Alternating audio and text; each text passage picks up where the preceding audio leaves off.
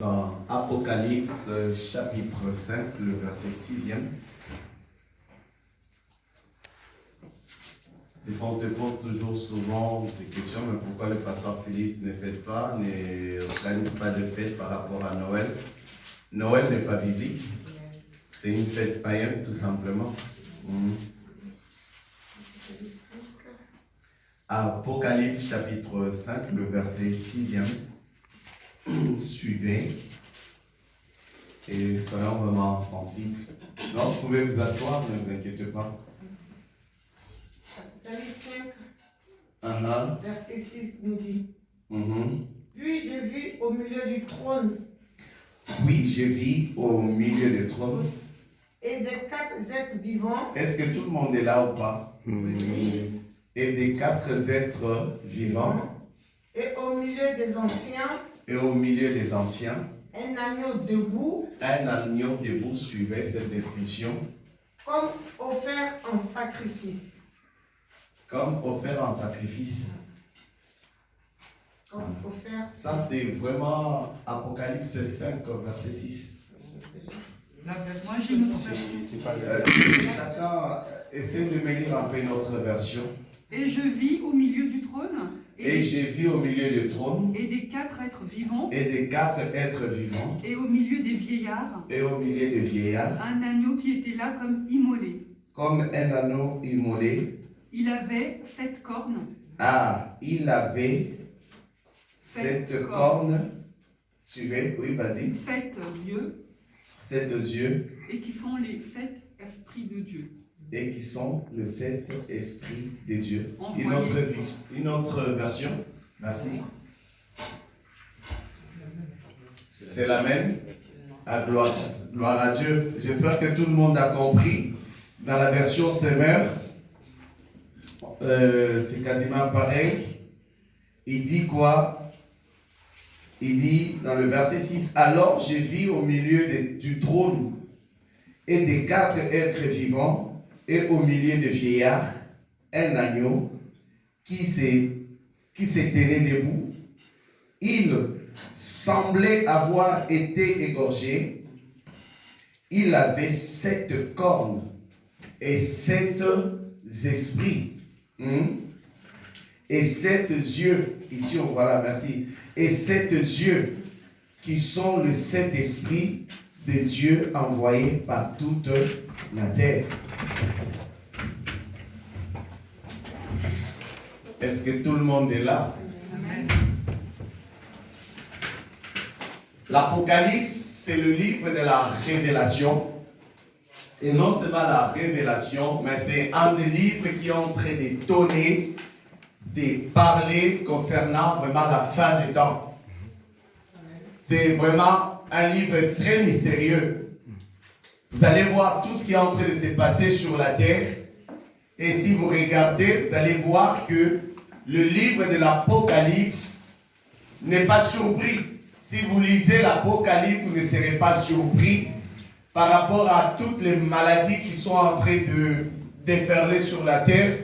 Vous allez voir par exemple dans Apocalypse chapitre 16, chapitre 17, vous allez voir, on est en train de parler de cette coupe de la colère de Dieu, qui représente tout simplement la première des coupes de la colère de Dieu qui devait être versée sur la terre avant le retour de Jésus.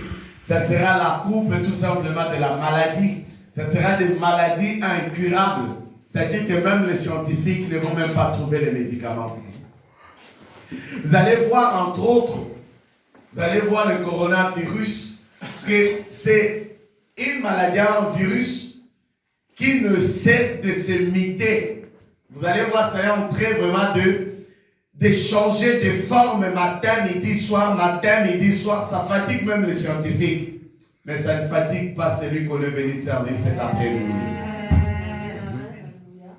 Dieu sait, si quelque chose qui provient de la colère de Dieu, il n'y a personne qui peut la maîtriser, seul l'agneau immolé.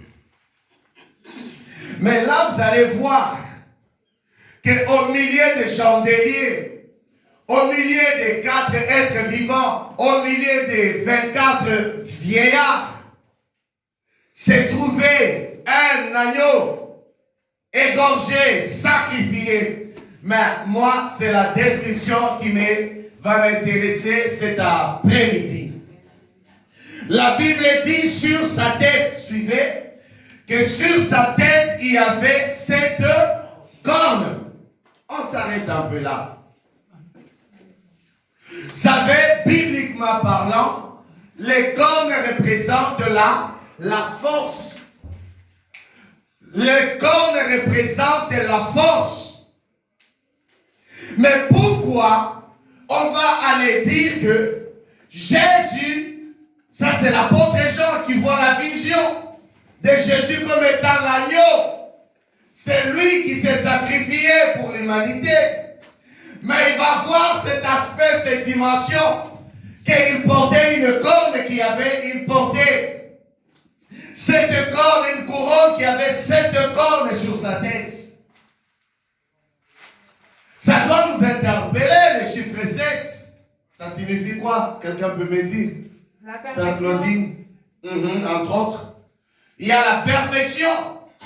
Et si nous amenons la définition ou la révélation de ces cornes, de cette corne, ça voulait dire que Jésus, pas il avait, pas il aura, mais il a la force perfectionnée. C'est-à-dire qu'il a une force capable à te délivrer. C'est le seul qui a la perfection dans la délivrance. Ah, vous pouvez dire le grand amen. Il n'y a aucun problème qui peut accabler ta vie et que Jésus n'a pas la capacité de te délivrer. Même 1000, quand David dira que 1000 tombera parce qu'il s'appuyait sur la force de l'Éternel. Il savait que même le corona ne peut jamais tenir devant lui. Que ce qui est en train de t'accabler, que ce qui t'a piétiné des années, il est maintenant temps que Yahweh s'élève avec la perfection de sa force et te délivrer de cela. Quel est le problème qui te fatigue? Jésus a la perfection. Il a la perfection. Il a la capacité.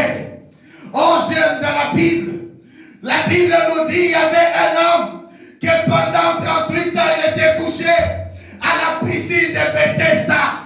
Mais lorsqu'il a vu l'agneau de Dieu, lorsqu'il a vu celui que Jean avait dit qu'il avait 7 corps, il lui a dit: lève-toi. Il ne regarde jamais le nombre de la pauvre. Il ne regarde jamais le nombre de la souffrance. Mais sa parole te guérit. Amen. Quel est ton problème cet après-midi? Mais tout lui est soumis dans les cieux, sur la terre. La Bible dit, il a reçu le pouvoir dans les cieux et sur la terre. Tant que tu es sur la terre, il a reçu le pouvoir sur ta vie de te délivrer de la sorcellerie, de la magie, de la maladie, de la stérilité, de tous les problèmes. C'est là où la Bible déclare que ce qui est impossible à l'homme est possible à Jésus. Il a la perfection. Il a la perfection. Et je peux aller plus loin, vous révéler que c'est ça le ministère de la délivrance. Jésus peut te délivrer. Esaïe dira dans Esaïe 61, l'Esprit du Seigneur m'a oint. Il pouvait dire: l'Esprit de l'agneau m'a rempli pour proclamer la délivrance. C'est le seul qui est venu délivrer l'humanité. C'est le seul qui est venu délivrer l'humanité. Parmi tous les dieux de l'humanité, le seul qui a une couronne, le seul qui a une couronne perfectionnée dans la délivrance, c'est Jésus de Nazareth. Quel que soit le problème, il a dit à Moïse: je suis celui qui sait. Ayam Tatayam. Même si ils sont des millions en Égypte, je le délivrerai.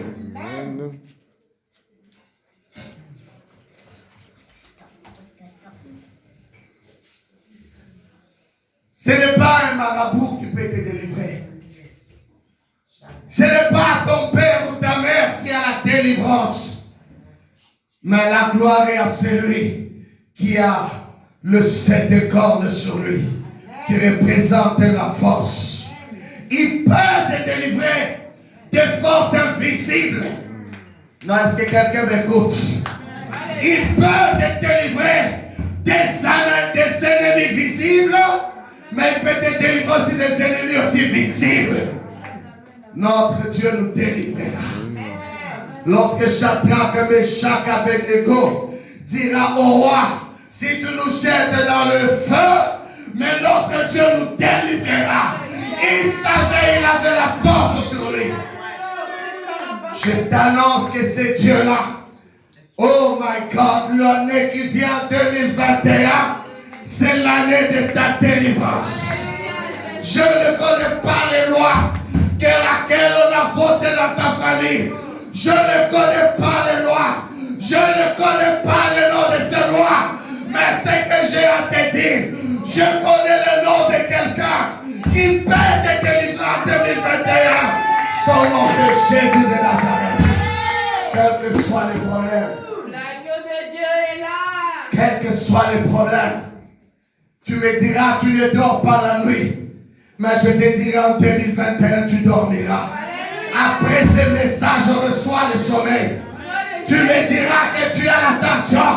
Je te dirai, il a la force sur la tension. Reçois la délivrance de ton hypertension. Reçois la puissance, la libération cet après-midi. Pour tout ton problème. Le médecin a dit. Le médecin a dit. Mais la Bible nous dit, il a 7 cornes sur sa tête.